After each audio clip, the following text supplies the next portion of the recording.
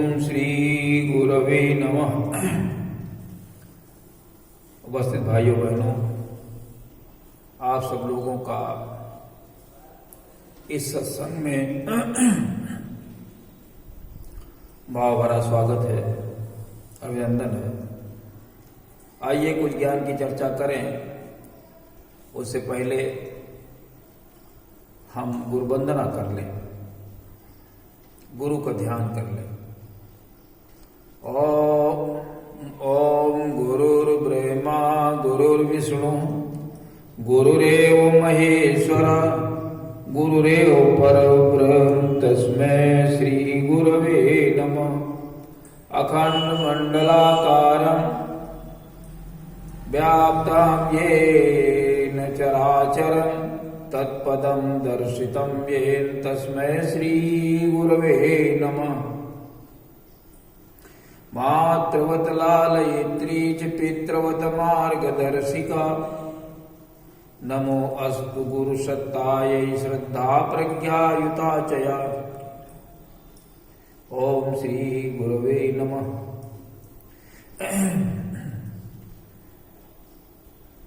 आइए भगवान श्री कृष्ण जी का ध्यान कर ले। ओम वसुदेव सुतं देवं कंस चाणूरमर्दनं देवकी परमानंदं कृष्णं वंदे जगद्गुरुम्। ओम श्री कृष्णाय नमः। सद्बुद्धि की देवी गायत्री का ध्यान करें। प्रकाश रूप परमात्मा के रूप में प्रार्थना करें कि हमारी बुद्धि को सन्मार्ग की ओर प्रेरित करें। ओम भूर्भुवः स्वः तत्सवितुर्वरेण्यं भर्गो देवस्य धीमहि धियो यो नः प्रचोदयात्। बोले वेद माता गायत्री की जय। आइए तरफ भगवान का ध्यान करें, प्रार्थना करें कि सभी लोग रोग रहित हों तथा इस वैश्विक बीमारी से सभी लोगों को मुक्ति मिले। ओम त्र्यंबकं यजामहे सुगंधिं पुष्टिवर्धनम् उर्वारुकमिव बंधनान् मृत्योर्मुक्षीयमामृतात्। बोले त्र्यंबकं भगवान की जय। उपस्थित भाइयों बहनों, पिछले सत्संग में हम राम के राज्याभिषेक के विषय में बता रहे थे कि राजा दशरथ वृद्धावस्था की ओर आ गए हैं और वो चाहते हैं कि जीते जी हम अपने उत्तराधिकारी को नियुक्त कर दें। उन्होंने वशिष्ठ जी से मंत्रणा की कि राम को उत्तराधिकारी बनाया जाए। वशिष्ठ जी ने संस्तुत कर दी कि निश्चित रूप से राम बड़े हैं और राज्य के योग्य हैं। उनका राज्याभिषेक अतिशीघ्र किया जाए।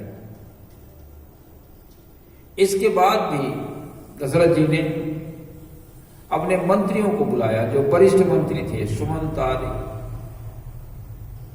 और उन सबसे भी कहा कि अगर आप लोग इस बात से सहमत हो तो बड़े उल्लास के साथ,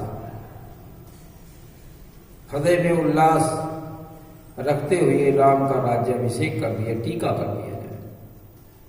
कहते हैं कि जो पाँच ही मत लागै नीका और करऊ हरस ही राम ही टीका। अगर आप लोगों को सभी पंचों को अगर ये अच्छा लगे तो राम का टीका कर दिया जाए। सारे मंत्री लोग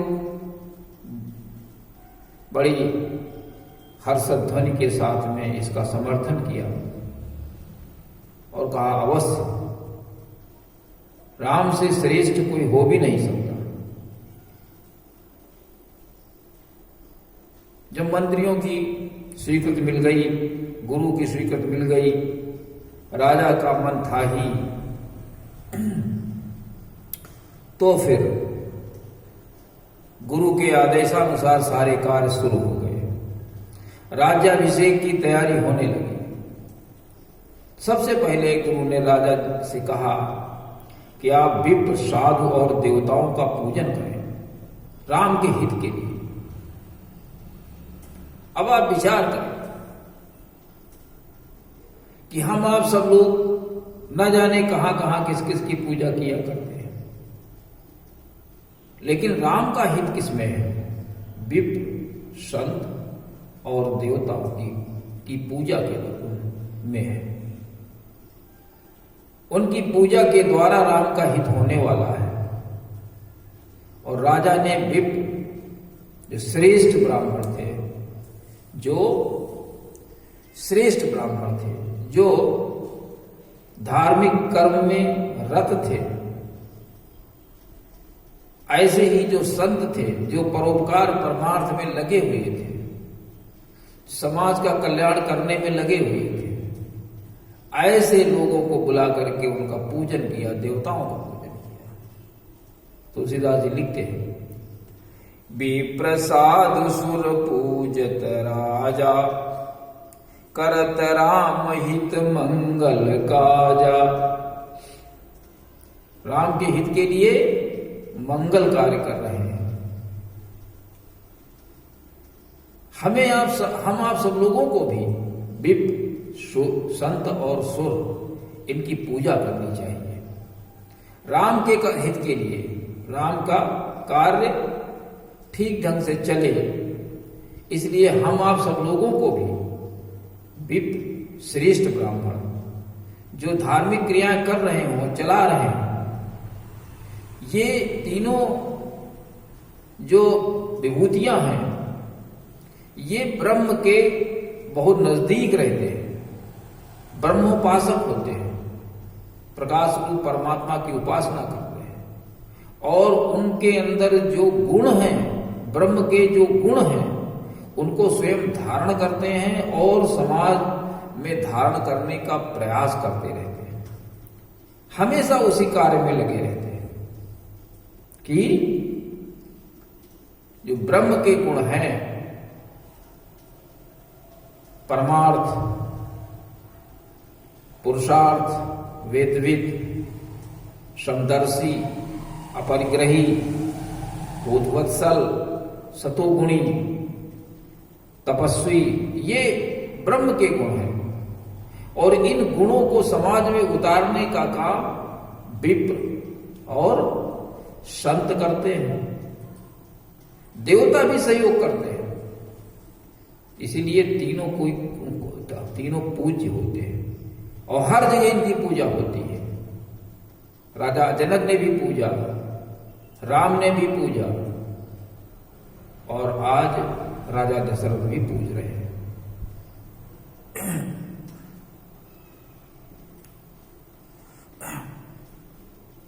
जैसे ही बात फैली अयोध्या में कि राम का राज्याभिषेक होने वाला है, हर्षोल्लास छा गया। सारी प्रजा में आनंद भर गया। क्यों?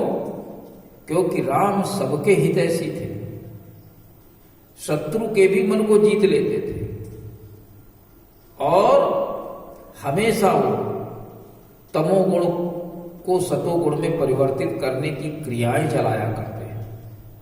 वहां का प्रत्येक व्यक्ति संध्योपासन करता था। प्रत्येक व्यक्ति, स्त्री पुरुष सब, चाहे जिस जात का हो, छोटी बड़ी बिरादरी, सबका काम था कि संध्योपासन करेंगे, संगठित प्रार्थनाएं करेंगे, यज्ञ करेंगे, दान करेंगे, वेदों को सुनेंगे, सत्संग में जाएंगे। ये सारी क्रियाएं वहां भगवान राम स्वयं चलाया करते थे, उसकी देखरेख अपने हाथ में रखते थे। तो इस प्रकार से राम ने पूरी जनता को, पूरे समाज को बिल्कुल सुखी बना रखा था। धर्म, अर्थ, काम, मोक्ष चारों जो विभूतियां थी, चारों जो पुरुषार्थ थे, ये सभी को वहां प्राप्त थे। इसलिए राम जो है वो जन जन के ईश्वर बन गए, जन जन के हितैषी बन गए, जन जन के हृदयों में वास करने लगे। उल्लास छा गया जैसे पता चला कि राम का राज्याभिषेक होने वाला है। राजा ने वशिष्ठ जी को राम के पास भेजा कि जाइए कुछ उनसे संयम नियम की बात करनी करिए, उनको बताइए कुछ इस विषय में, कुछ कृत्य उनसे करवाइए, कल्याणकारी व्यवस्था को बताइए जाकर के। राजा ने ऐसा वशिष्ठ जी से कहा। तो वशिष्ठ जी राम के स्थान गए जहां राम रहते थे, राम सीता, उस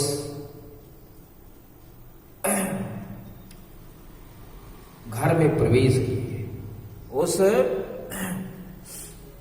भवन में प्रवेश किया। सीता और राम दोनों लोगों ने मिलकर बड़ा उनका स्वागत किया, सम्मान किया और 16 प्रकार से उनका पूजन किया। जैसे परमात्मा का पूजन होता है, 16 प्रकार से पूजन किया और हाथ जोड़कर कहते हैं कि सेवक के घर में स्वामी का आगमन हो जाए।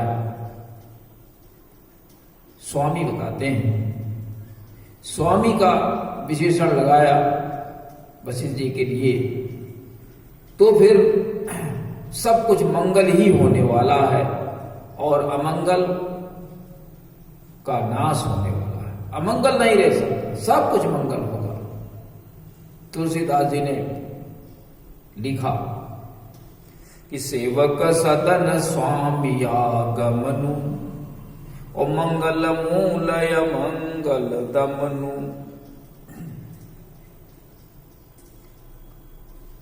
सब मंगल ही मंगल होने वाला, अब कुछ अमंगल नहीं रह सकता। गुरु जी हमारे घर में आ गए हैं, गुरु जी ने कुछ संयम नियम बताए कि कल आपका राज्याभिषेक होना है, इसलिए आप उपवास करें, हवन करें, पूजन करें और वेदोक्त विधि से करें। ऐसा वशिष्ठ जी बता करके और वहां से चले गए। तुलसीदास जी ने लिपिबद्ध किया, लिखा कि राम करहु सब संयम आजू, जो विधि कुशल निभाए काजू। विधाता परमात्मा सब कुशलता से निवाह कर दे, सब ठीक ठाक ढंग से हो जाए, इसलिए आप विधि पूर्वक हवन कीजिए, यज्ञ कीजिए, जैसा आज सब लोग करते हैं। कल्याण के लिए सबसे श्रेष्ठ है यज्ञ। यज्ञो वै श्रेष्ठतमम कर्मम। परमात्मा यज्ञ में ही प्रतिष्ठित है। तस्मात् सर्वगतम ब्रह्म नित्यम यज्ञ प्रतिष्ठितम। परमात्मा यज्ञ में प्रतिष्ठित है। इस पूरे सृष्टि का संचालन यज्ञ से। अयम यज्ञो विश्वस्य भुवनस्य नाभि। इस पूरे विश्व ब्रह्मांड की नाभि यज्ञ है। इसलिए हवन करने को बता दिया, उपवास करिए, संयम करिए, सारी बातें बता करके चले। लेकिन राम के हृदय में कष्ट है कि हम 4 भाई हैं, हम सबसे बड़े हैं, लेकिन 2 भाई हमारे यहां है नहीं, भरत और शत्रुघ्न है नहीं। ऐसी स्थिति में ये कलंक की बात हो जाएगी। एक ये सब हमारा जो श्रेष्ठ परिवार है उसमें एक कलंक लग जाएगा। एक बड़े भाई को राज तिलक हो रहा है, 3 भाई ऐसे ही बैठे, ये कोई बात हुई?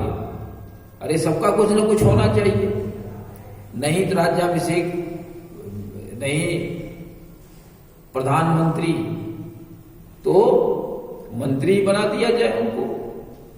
कुछ तो कुछ उनके लिए होना ही चाहिए जिससे उनके हृदय में कष्ट न हो।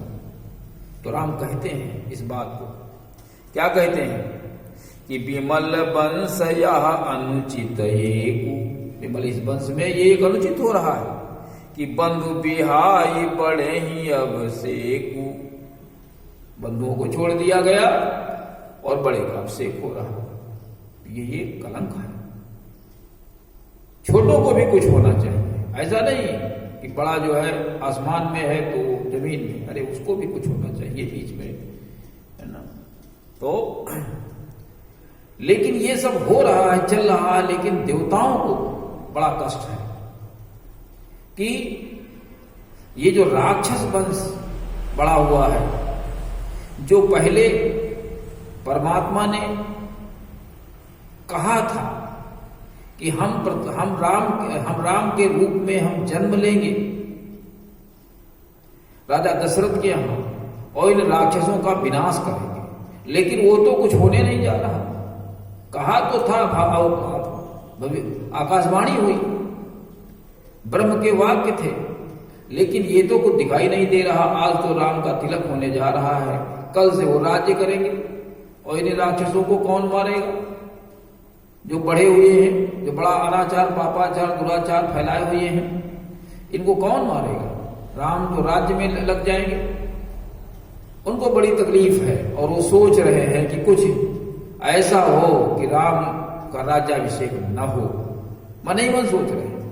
तुलसीदास जी लिखते हैं कि देवता लोग विघन बना रहे हैं, विघन मनावई देव कुचाली, देवता लोग विघ्न बना रहे हैं।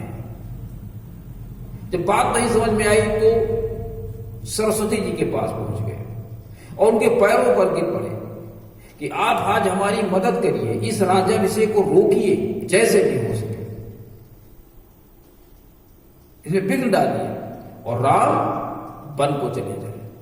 ऐसी व्यवस्था बना दीजिए जिससे कि ये देवताओं का कार्य हो सके, ये राक्षस मारे जाए। राम ही मार सकते, दूसरे बस की बात नहीं। और राम का अवतार इसीलिए हुआ है कि राक्षसों का वध करके हम पृथ्वी का भार हल्का करेंगे, पृथ्वी पर राक्षसों को रहने नहीं देंगे, इसलिए उनका जन्म हुआ है। तो आप ऐसा करिए, तुलसीदास जी ने लिखा कि सारद बोली विनय सुर करही और 12 बार पायल परही। क्या कहते हैं? विपति हमारी बिलो की बड़ी और मातु करी सोयाज, राम जाहि बन राजु तजी हो सो सकल सुर काज। देवताओं का सारा कार्य हो, राम जो है राज्य छोड़कर वन चले जाए, राज्य न करे और देवताओं का कार्य हो, पूरी समाज का कार्य हो, सृष्टि का कार्य हो। इस प्रकार से देवता लोग बार बार शारदा जी से पैरों पर पड़ रहे हैं। शारदा भी असमंजस में पड़ गई है, हमें क्या करना चाहिए? राम का राज्याभिषेक होने जा रहा है, बड़ी अच्छी बात है, राम राजा बनेंगे। और दूसरी तरफ ये राक्षस बढ़ रहे हैं, इनका भी विनाश होना चाहिए राम के हाथ से। हमें क्या करना चाहिए? बड़ा असमंजस पड़ा। अगर हम मना करते हैं तो पाप लगता है, क्या करें? बहुत सोचती रही। इसके बाद फिर उन्होंने यही निर्णय लिया कि राम बन जाएं राज्य छोड़ करके। इस प्रकार से आगे बात बढ़ती है और आगे की बात अब कल होगी। तो आज के इस प्रसंग में मुख्य रूप से ये है कि हम लोग मिल करके, 5 लोग मिल करके, हम लोग 5 लोग मिल करके एक निर्णय करें दूसरी बात यह है विप्र साधु और देवताओं का हम लोग भी पूजन करें, श्रेष्ठ लोगों की बात को माने, ठीक है। और अपने सभी भाइयों और पारिवारिक जनों के साथ में समन्वय बनाकर चले, इसी में हम सबका कल्याण है। यही अच्छी बात है। इसी के साथ में आज के कार्यक्रम समापन करते। ओम शांति।